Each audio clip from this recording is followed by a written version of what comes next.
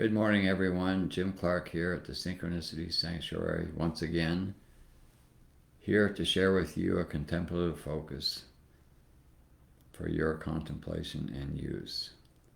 So, I just did this, but I don't think it published, so I'm doing it again. The topic here is we live in a polarized reality.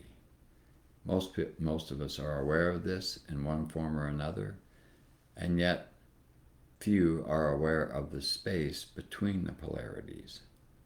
The space between the polarities is the space of pure witnessing consciousness that eternally watches both polarities. It is the subtle, unified experience of consciousness in the recognition of itself.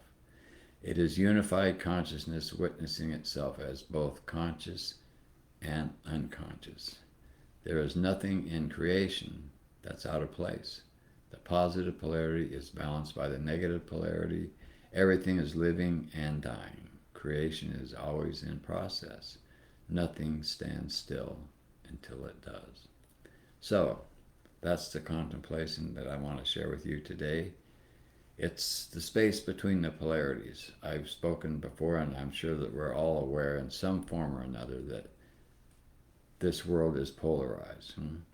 And it's a play of the polarities, the positive and the negative.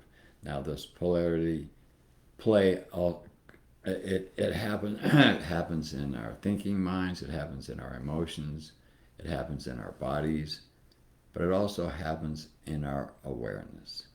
And when you meditate, when you are brought to be interested in and practice meditation, the act of meditation begins to balance the polarities that play out in your awareness. And that polarity is the positive polarity that you're developing when you meditate.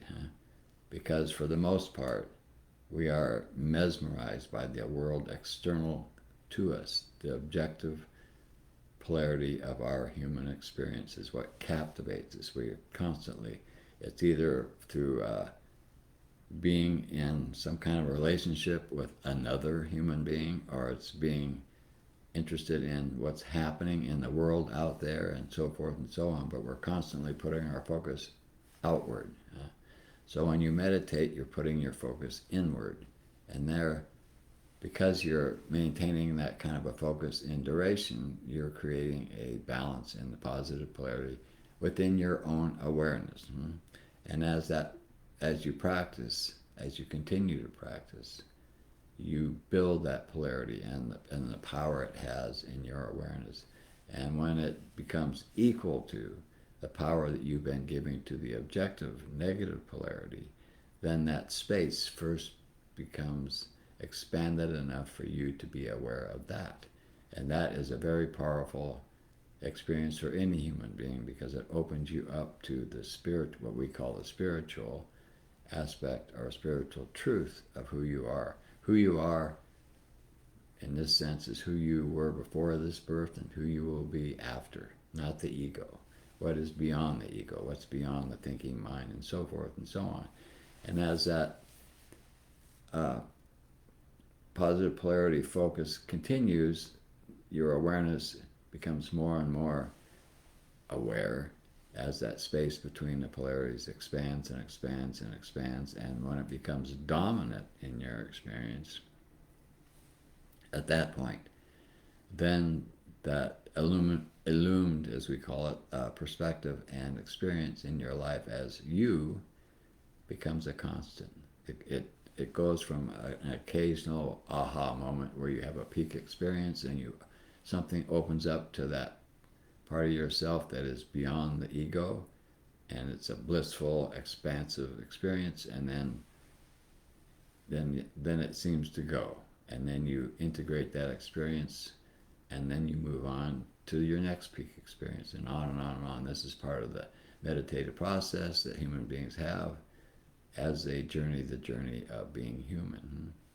And in the beginning years, that's pretty much what you're going to experience. You're going to have the experiences of breakthrough moments, and then the integration of those moments, which is very important, because every time you step into the truth of who you are, even for a moment, it must replace whatever data that you have in you from your past or whatever that would define you as something other than or less than that. So this oftentimes has some form of upheaval, maybe emotional, or it may have mental processing to do. But somehow the integration of that experience, any peak experience that opens you up to your truth, your spiritual truth, that must be incorporated into your life as a human being right here and right now. That's why we're here. That's why we're human beings, because we have the capacity to do this. We have the capacity to discover who we are and to become, once again, the truth of who we are, who we were before we came into this life and who we'll be after this life. And so as this process continues to go, that space between the polarities opens up more and more, and the energetic experience of that presence, our presence, the presence of the consciousness that created everything that we know, that presence becomes a constant in your experience, and people experience it in various ways, but it brings with this an expansion and a blissfulness with it. So once you get a taste of it, you want more. That's what our nature is, very blissful. So when we get a taste of it, we want that very much. And so we meditate, and we continue to meditate. And as we continue to grow the positive polarity within our own experience as human being, we get more and more of the benefits of it, which is we're more blissful, we're more loving, we're more accepting, and we flow much better. We move with the events in our life much better. We don't fight things so much, but allow them to be as they are, simply because we recognize them as part of our creation. Whatever I create in my life is my creation, and I must take responsibility for that creation simply because that's the truth. And it also tells me a lot about where my feet are too. So if you have the constant experience of unity consciousness, if your vibrational experience is becoming more and more enlightening, as we use that term, then that's testimony to the fact that you are reaching and evolving yourself to the point of unity consciousness, as being unity consciousness, which is fulfilling the primary intention in consciousness to fully experience itself. And the way that it generates creation in accordance with that primary intention is that it begins by being what it is not. So it's not limited, it's not something that's temporary, it doesn't live and die, it's just there always. So in this world of this polarized theater, if you will, where consciousness is playing itself out as a human being in many, many, many different forms, it is also fulfilling that primary intention within itself, and it is bringing us closer and closer to the truth of who we are, so that it can realize the fulfillment of that intention. And when it does, as a human being, as a participator in this play, it's a very, very powerful expansion and loving experience. It's one that one never forgets, and it's one that also motivates you to continue to grow that positive polarity in your own human experience, because you simply don't want it to go away. It's just too good.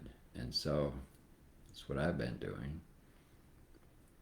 And so it's not really like a lot of texts from the Far East where meditation was first developed and practiced that we know of in our human history.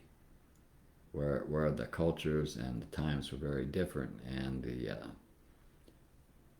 let's just say the secrecy or the languaging of meditation and its practice and what it's all about was laid out in such a way that it's a little bit hard for us to comprehend in this modern day. And yet human beings are our consciousness, and they are playing out that primary intention, and they will get to it because that intention is in consciousness itself. And since we are consciousness, we really don't have much choice, and we don't want to have another choice because we want to fulfill that primary intention that brought us into being in the first place. So here we are, being a human being, and yet we begin the journey of being a human being by defining and seeing ourselves as something separate from and less than God or consciousness, whatever term means, the great creator that made everything. And so we live our life, many lifetimes, with this definition, and then we create the reality of that definition, which is not a very pleasant one by any means. And when we're fulfilled in doing this, when we've had enough of that experience, we shift to the positive polarity in ourselves more and more in terms of being more open and generating experiences that gradually bring us to realize that there's something not true about that definition. It can't be true that we are separate from the creation that we see around us externally, or the creations that we are experiencing internally within ourselves. And that's when meditation becomes a part of your life. It just shows up. And when it shows up, you're ready to start doing it. And then at whatever stage of your own evolution you're at, you will meditate, and then you'll begin to grow that positive polarity focus within your own experience, and that space between the polarities will begin to dilate, and as it dilates, the experience of your truth becomes stronger and stronger and stronger, and it moves away from being an occasional experience that shows up as something very different from your moment-to-moment experiences day to day, into a constant experience that you are with 24/7, and then it continues to grow and continues to grow.